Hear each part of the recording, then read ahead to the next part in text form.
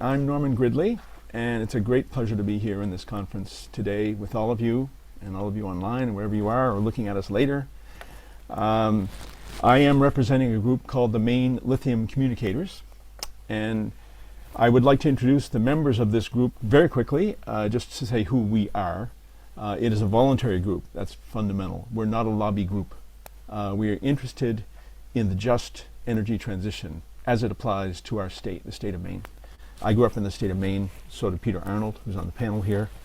And I think Art Bell might be there. I can't see all the faces right now. But let me just say quickly who the members are. It's myself. I'm a civil engineer. I grew up in Maine, and I worked in consulting and mining for the past 30 plus years. I now live permanently in Santiago, Chile, and I do risk consulting. However, my heart, a big part of my heart is still in Maine, where I grew up. Peter Arnold is here on the panel, and Peter is a renewable energy specialist and a multifaceted person who lives in Maine. Art Bell is here. Art Bell is an elected legislator in the state of Maine Congress legislature, and he's also on the Environment Committee of the legislature. And Fred Beck is in the audience. He's a geologist with tremendous experience in the state of Maine. And Miles Felch is might be in the audience, I'm not sure, but Miles Felch is the I guess it's called the director of the Maine Mineral and Gem Museum in Western Maine.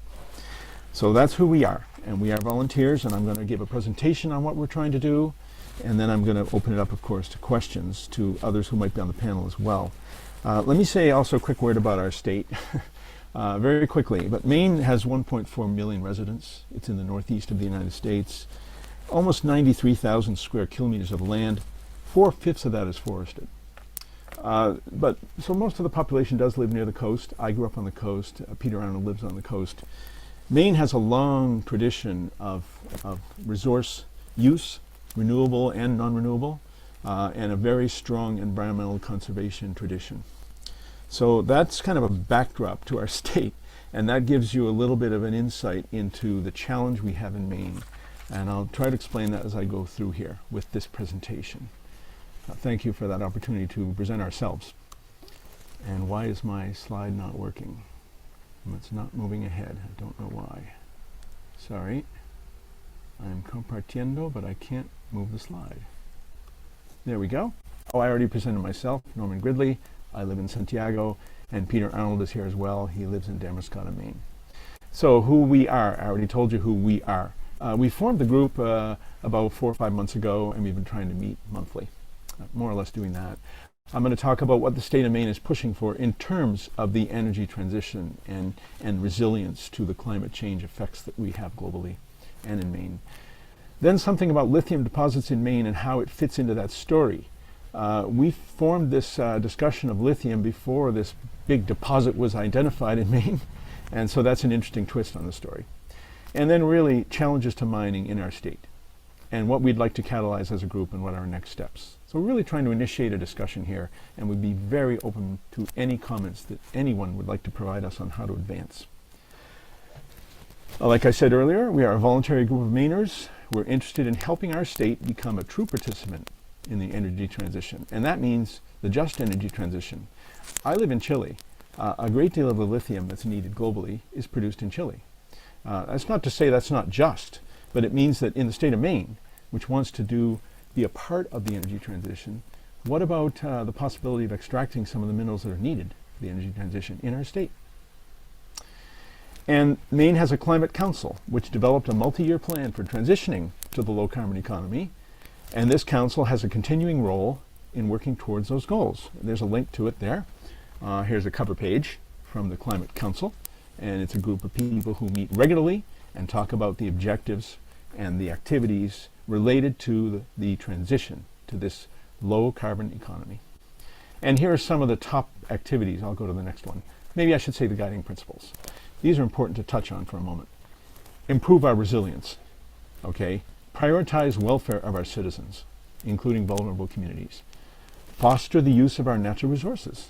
Doesn't that include minerals? Encourage diversity, inclusion, and utilize the most recent scientific and technical information towards this.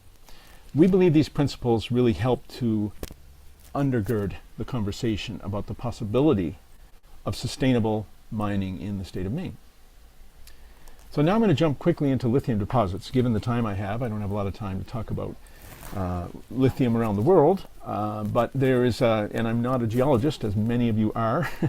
I will say that lithium, we know, is found in both brine and hard rock formations, and there are some hard rock formations that have been discovered in Maine. And this title here is just a great thing to land on for a moment. This was posted in the news, public news, last October, and there's so many things that are interesting about this in terms of our discussion about just mining. First of all, they've calculated the value of the lithium based on 100% of the lithium that's in the ground. So they've taken the market price in October and multiplied to get $1.5 billion. We all know in the world of mining and extraction that that's nowhere close to what it might be worth as a resource that's pulled out of the ground. In fact, it may be worth zero. It may be unminable. It may be negative. In other words, if you took out the mineral, and as Anna said earlier, what are the externalities to mining? Does that mean that we leave a legacy of damage after we mine? So it's called one of the richest deposits on Earth. And then it says, could test our metallic mining laws, considered the strictest in the nation. So this very quickly gives you a feel for the challenge of discussing sustainable mining in our state of Maine. And so here, the potential is staggering. The current value, 11 million tons of ore, 1.5 billion, some of the largest crystals ever found. Pegmatite. One of our members is an expert on pegmatite. I am not, but I know that Miles Felch knows this site, has been there, knows the owner of the property, who's in the picture. And you can see he's got his thumbs up as to, hey, look what I found. And this is just very interesting to know that this is public information. It's in the newspaper. People can read about it and they can say, well, it's very interesting. And many people know that lithium is one of the most important resources needed for the energy transition. It's not the only one. And of course, Maine has other deposits too. But this is one that's come up in the news recently. So then what are the challenges? I've got very little time to finish this, but in 2017, some very strong metallic mineral exploration and mining laws were passed, regulations, I should say. And in effect, as it says to the bottom, state regulations prohibit mining for metals in open pits of more than 3 acres. I mean, right away, that means you could not extract that lithium in an open pit. It just tells you that immediately. I can't go into much detail about why the law was passed, but it had to do with historic mining legacies in Maine. If you do a search on mining in Maine, one of the quickest things that will come up in Google is stopping mining in Maine. It'll appear. So what would we like to catalyze as a group? Well, we all know that the governments around the world are referring to demand for lithium. Now, this is just the U.S. government position. And here again, a quote on the Plumbago Mountain, a potentially significant new lithium resource. This was, the race is on to produce more lithium in the United States. Sure, the race is on. And so what do we do as a group? Well, here's what happens in Maine. If the information is not communicated properly, and people don't understand what might happen in mining, sustainable mining or non-sustainable mining, this is what can happen in Maine. There's a great distribution of power to the communities in the state of Maine. Now, a great part of Maine is unincorporated, so that falls under different regulatory jurisdiction. But for communities like Pembroke, they had a proposal that was presented to them from another company, not for lithium, and they took a town vote, and they voted right away to ban it. And as far as I know, and maybe Art Bell can add to this later if he's available, this prohibits the ability of the company to develop a mine in this community. So there's what can happen, and this is early in the process. This is maybe the company was doing some exploration, they were known, they were processing some permits, or they were trying to, and this is what came out. And this is just a few days ago, or well, a couple of weeks ago. So what would we like to do? We'd like to catalyze a discussion around this, which could involve what? Connecting with our key stakeholders, the possibility of reviewing the Maine mining rules, which are the rules that influence the ability to mine in Maine, socialize or communicate sustainable mining examples from around the world, and then demonstrate how our state could become an active player in the energy transition. Who are some of our key stakeholders? Well, the property owners to begin with, and the communities. Native tribes. We have 4 native tribes in the state of Maine. The Maine Mineral and Gem Museum, which one of our members is head of. The Department of Environment, the Board of Environmental Protection, the National Energy, US DOE, Department of Energy of the US government, E2 Tech and NRCM. These are both organizations that work with environment and technology in Maine, and the NRCM that works with protection of natural resources, the Natural Resources Council of Maine, the exploration and mining interests, and the investors. This is just a starting list of our stakeholders. And what do we want to do? And now I'm almost out of time, I realize, but we do want to confirm these stakeholders and reach out to them. We would like to initiate discussions. We'd like to seek some support for this, some funding support, maybe from the US DOE. We'd like to make fully available good materials on sustainable mining examples from around the world. And we'd like to work together then to advance a meaningful dialogue on the potential to mine lithium in Maine. Now, I must point out, this is not just lithium, but we started with the topic of lithium. But there are other metals that are important for the energy transition as well in Maine that are in deposits, including cobalt, manganese, and some REMs, rare earth minerals. So that's my presentation. I guess I have 5 minutes left for Q&A, and I hope that was clear. And it certainly was quick, but we welcome any questions whatsoever. Fantastic. Thank you very, very much, Norm. It's really exciting what you're doing. So round of applause to all of you. Brilliant. Cool. So I guess, Norm, do you want to bring in any of the team to add to your commentary? Because I know that we've got 3 of them here. Now we've got Miles, Peter, and Art, who have all joined us in our panel session. Wow, we have almost the entire group. And I know that Fred Beck is on the audience too, so we're actually all here.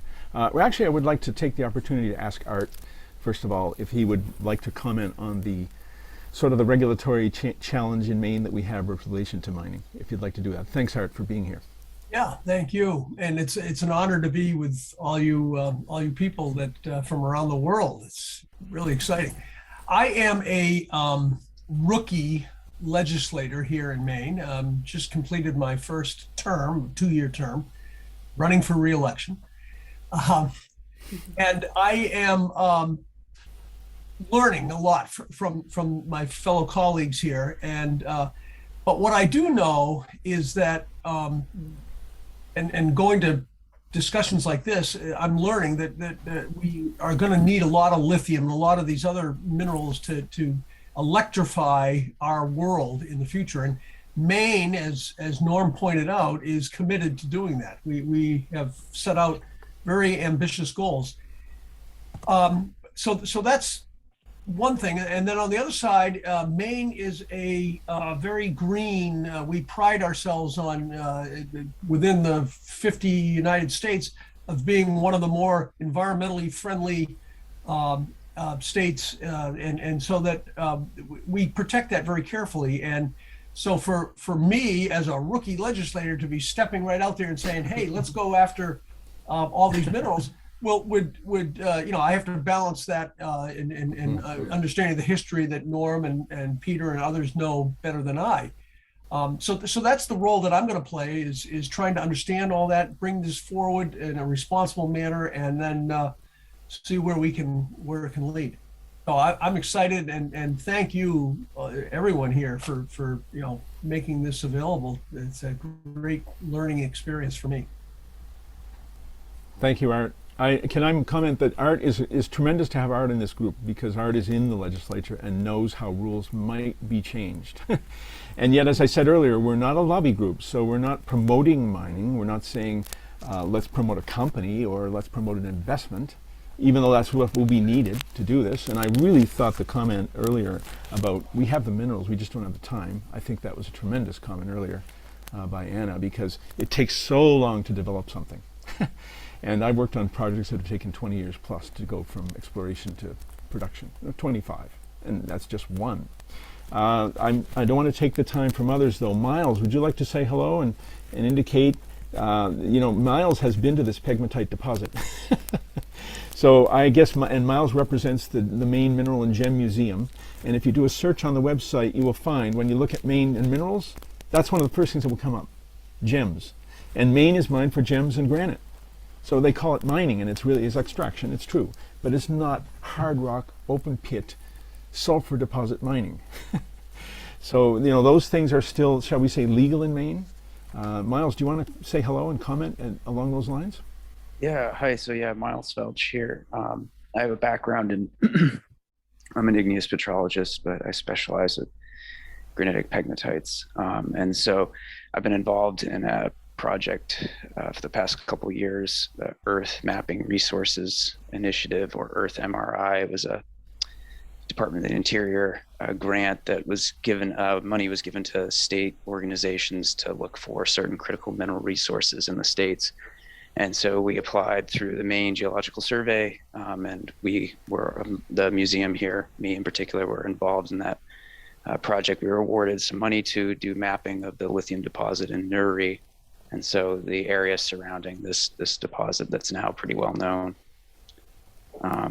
Yeah, I don't have too much more to say. Okay. But yeah. No, that's great, Miles. And Peter's here. Peter is also one of our co-founders, shall we say. Peter's been involved in renewable energy initiatives in Maine for a long time.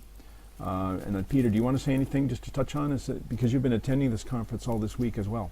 Anything you'd like to add? Oh, you're on mute.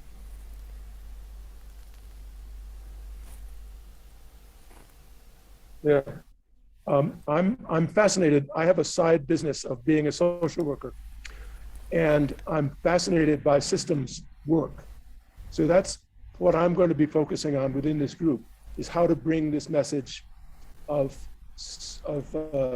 just transition and sustainable mining to the broadest population that we can get to, so we can move this discussion forward. And as Art knows, the local communities can block any development if they're not feeling comfortable.